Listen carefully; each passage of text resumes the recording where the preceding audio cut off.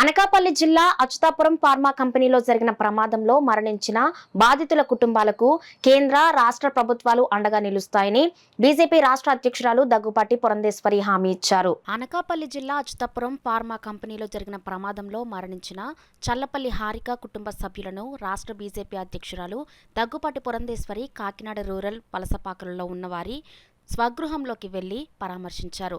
దగ్గుపాటి పురంధేశ్వరి మాట్లాడుతూ ప్రభుత్వం నుంచి అందాల్సిన డబ్బులు ఇప్పటికే అందించారు కనుక ఇంకా ఏమైనా ప్రభుత్వం నుండి అందాల్సినవి ఉంటే కూడా వచ్చేదానికి కృషి చేస్తానని మీరు ధైర్యంగా ఉండాలని కుటుంబ సభ్యులకు భరోసా ఇచ్చారు. పరామర్శించిన వారిలో బీజేపీ జిల్లా అధ్యక్షులు చిలుకూరి రామ్ కుమార్, జిల్లా మీడియా ప్రతినిధి తుమ్మలపల్లి నాని, పార్లమెంట్ కన్వీనర్ రంబాల వెంకటేశ్వరరావు, రాష్ట్ర కార్యవర్గ సభ్యుడు బిక్కిన విశ్వేశ్వరరావు, పిఠాపురం అసెంబ్లీ కన్వీనర్ బుర్రా వెంకటకృష్ణంరాజు, జిల్లా ప్రధాన కార్యదర్శులు దాట్ల సూర్యనారాయణరాజు, గండి కొండలరావు, మీడియా ప్రతినిధి యార్లగడ్డ రామ్ కుమార్, కిసాన్ మోర్చా రాష్ట్ర కార్యవర్గ సభ్యులు పెండెం సత్యనారాయణ, స్పైడర్ రవీంద్ర, చోడిశెట్టి రమేష్ బాబు, ముసలకంటి సురేష్, కాల్లా ధనరాజ్, గౌతు చిన్నారావులు ఉన్నారు.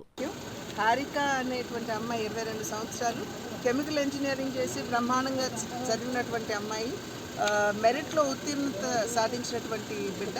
ఆ బిడ్డ చక్కగా ఉద్యోగం చేసుకుంటుంది, జీవితంలో స్థిరపడుతుంది కదా అని భావించే సందర్భంలో యాక్సిడెంట్లో జరిగినటువంటి ఈ ఘోర ప్రమాదం ఏదైతే ఉందో దానిలో తన ప్రాణాలు కోల్పోవడం జరిగింది.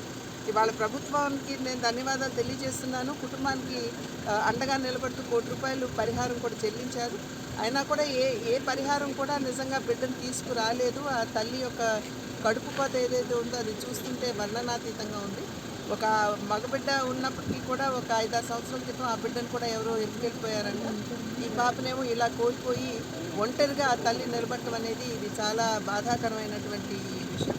అయితే నేను ప్రభుత్వాన్ని కోరేది ఒక్కటే, ఏదైతే అక్కడ విశాఖపట్నంలో ఉన్నటువంటి ఇండస్ట్రీస్ ఏవైతే ఉన్నాయో మనం పలు దఫాలుగా అక్కడ ఈ రకమైనటువంటి ప్రమాదాలు జరగడం అనేది మనం చూస్తూ వస్తున్నాం.